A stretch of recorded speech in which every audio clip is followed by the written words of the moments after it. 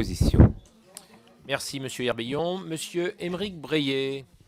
Oui, mes chers collègues, Monsieur le Président, moi je suis très très heureux de cet amendement des Républicains et plus encore de la légère modification proposée par le rapporteur. J'attire néanmoins notre attention, même si ça me semble impossible à réaliser immédiatement dans la commission, mais je pense que si nous devions adopter cet amendement, ce que je souhaite, il ne serait pas inutile d'y revenir dans le cadre de la séance.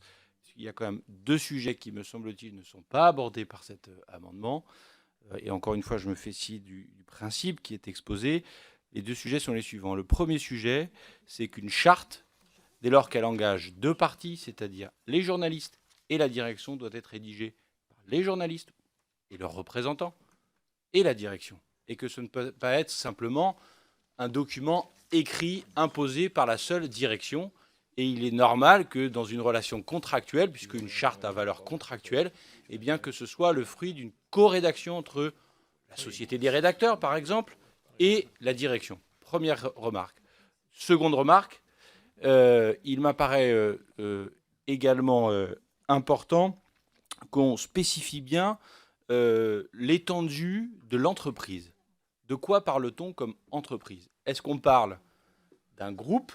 Parce qu'on sait qu'aujourd'hui, compte tenu des phénomènes de concentration capitalistique, il y a des groupes de presse, ou est-ce qu'on parle de chaque entité de presse? Et ça, ce n'est pas, là aussi, neutre. Et moi, il me semble, personnellement, à ce stade de la réflexion, mais je suis prêt à en discuter, qu'il vaudrait mieux que ces chartes, puisqu'elles pourraient exister, et d'ailleurs un certain nombre de groupes, d'ores et déjà, les font exister, et bien que ces chartes s'adressent à l'ensemble d'un groupe de médias, plutôt que la stratégie du saucissonnage, petite entreprise par petite entreprise. Les logiques de groupe sont souvent extrêmement importantes, notamment dans les médias. Et donc, il faut là aussi en prendre acte et faire en sorte que ces chartes de déontologie soient donc corrédigées et s'adressent à l'ensemble d'un groupe plutôt qu'à chacune des entreprises. Nonobstant ces deux remarques qui appellent un travail supplémentaire, peut-être d'ici la séance, pour ma part, je suis favorable non seulement à l'amendement, mais plus encore à l'amendement tel qu'il est issu du sous-amendement du rapporteur. Merci, Aymeric Breillet. Monsieur le rapporteur. Oui, je remercie Aymeric Breillet de son utile contribution à travers ces deux réflexions extraordinairement pertinentes. Donc je trouve intéressant, et c'est tout le travail de la commission, un amendement du groupe Les Républicains que je me suis permis de sous-amender pour éviter les répétitions, avec la perspective en séance de le compléter à l'initiative d'Aymeric Breillet et sans doute des membres du groupe socialiste, éventuellement d'autres groupes s'ils le souhaitent. Je pense que nous construisons de manière intelligente et pour une fois sur ce point consensuel la loi. Donc je m'en réjouis et je donne rendez-vous à Aymeric Breillet en séance puisqu'il a une semaine pour pouvoir formaliser par écrit ces excellentes intentions avec le soutien d'ores et déjà actif du rapporteur. 46, Monsieur Breillet. Amendement 46 soutenu. Monsieur le rapporteur. Je propose que quand même, pour ceux qui suivent nos débats, Aymeric Breillet puisse au moins en 3 mots... Bon. Voilà.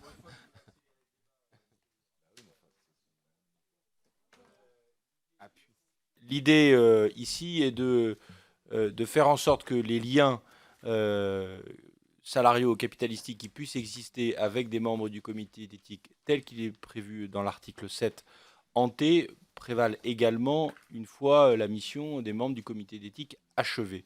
Ceci ne vise pas à réduire la capacité des hommes et des femmes qui y siégeront à retrouver une activité ou à poursuivre leur activité, mais en fait vise à renforcer la légitimité des décisions qui pourront être prises par ces comités d'éthique dans chacun des groupes auxquels ils appartiendront. Donc ça contribue en réalité à renforcer l'indépendance et du coup la légitimité des prises de position qui pourraient être celles des membres du comité d'éthique dans leur autosaisine ou lorsqu'ils auront été consultés par les délégués du personnel ou toute autre personne ou par le médiateur pour faire suite aux différents amendements que nous avons adoptés. Voilà, Monsieur le Président. Merci, Monsieur Breillet. Monsieur le rapporteur. C'est une nouvelle garantie d'indépendance qui est bienvenue, donc je donne un avis très favorable à cet amendement d'Aymeric Brié, ce qui permettra d'ailleurs peut-être pour la séance de rester globalement dans ce temps des 3 ans. Voilà, je donne des indices comme au Cluedo. Voilà. Merci. Monsieur Breillet. Oui, j'entends les arguments qui sont, je ne sais s'ils sont de légistique ou casuistique de notre rapporteur. Toutefois, la remarque, permettez-moi, de nos collègues n'est pas sans fondement. Que les chaînes qui sont issues directement de la volonté des parlementaires ne soient pas dotées de comités d'éthique, alors que nous-mêmes, au travers de cette loi, allons instituer des comités d'éthique dans les groupes, honnêtement, alors j'entends bien l'argument tout à fait recevable de notre rapporteur sur le fait que ces chaînes ne sont pas assujetties au contrôle du CSA, mais rien n'empêche que nous fassions, là je suis persuadé que nos collègues le feront d'ici la séance, qu'ils puissent proposer un amendement prenant en compte la remarque du président rapporteur, mais tout en mettant en place ces comités d'éthique pour les chaînes parlementaires. Très honnêtement, je dis franchement, on impose ces règles parce qu'elles me paraissent de bonne loi pour assurer un certain nombre d'éléments, y compris de protection des journalistes dans les chaînes visées. Cette protection des journalistes doit également être assurée dans les chaînes parlementaires. Nul n'est à l'abri de ses propres turpitudes. Merci. Monsieur Riester. Oui, en complément rapide, tout à fait évidemment d'accord avec ce que vient de dire Michel Herbillon dans la présentation de son amendement et dans ce que vient de rappeler Aymeric Brié sur la nécessité d'exemplarité des chaînes parlementaires par rapport aux autres chaînes d'éthique. Merci. Alors attendez, Monsieur Breillet et Madame Martinel, rapidement Oui, si possible. Chacun peut y voir le fil rouge qu'il y souhaite. Les membres des Républicains viennent de le faire. En tous les cas, pour ma part, le fil rouge de ce texte de loi, c'est la protection des journalistes. Je suis désolé, ce n'est pas l'accroissement des pouvoirs du CSA. On a voté un certain nombre d'amendements d'articles additionnels à l'article 1 sur la protection des sources qui mettent bien la coloration de ce texte de loi qui est notamment la protection de l'indépendance et du pluralisme. Ce n'est pas l'accroissement des pouvoirs du CSA. Cela ne nous exonère pas, nous législateurs, d'estimer par ailleurs que dans un cadre spécifique que sont les chaînes parlementaires, il puisse y avoir un comité d'éthique à côté. Donc je sais bien que tout est affaire de casuistique, surtout avec notre collègue Herbillon, mais tout de même, il ne faut pas confondre les choses. Ce texte de loi est un texte de loi de protection des journalistes, que ce soit dans leur rapport avec leur employeur ou que ce soit dans leur rapport de protection des sources.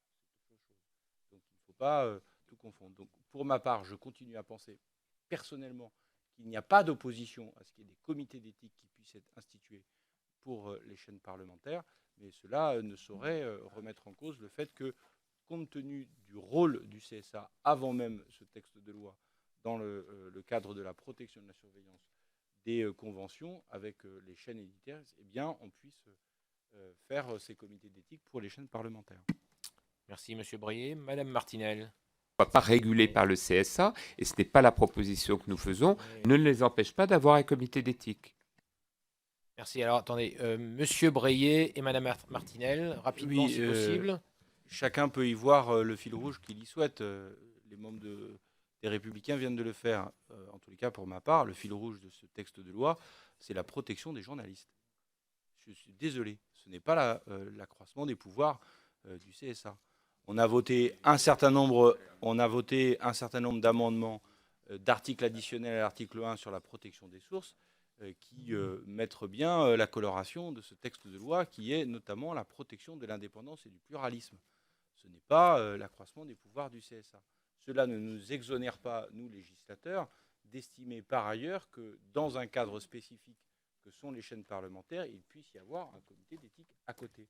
Donc je sais bien que tout est affaire de casuistique, surtout avec notre collègue Herbillon, mais tout de même, il ne faut pas confondre les choses. Ce texte de loi est un texte de loi de protection des journalistes, que ce soit dans leur rapport avec leur employeur ou que ce soit dans leur rapport de protection des sources. Donc il ne faut pas tout confondre. Donc pour ma part, je continue à penser personnellement qu'il n'y a pas d'opposition à ce qu'il y ait des comités d'éthique qui puissent être institués pour les chaînes parlementaires, mais cela ne saurait remettre en cause le fait que, compte tenu du rôle du CSA avant même ce texte de loi, dans le cadre de la protection de la surveillance des conventions avec les chaînes éditeurs, eh bien, on puisse faire ces comités d'éthique pour les chaînes parlementaires.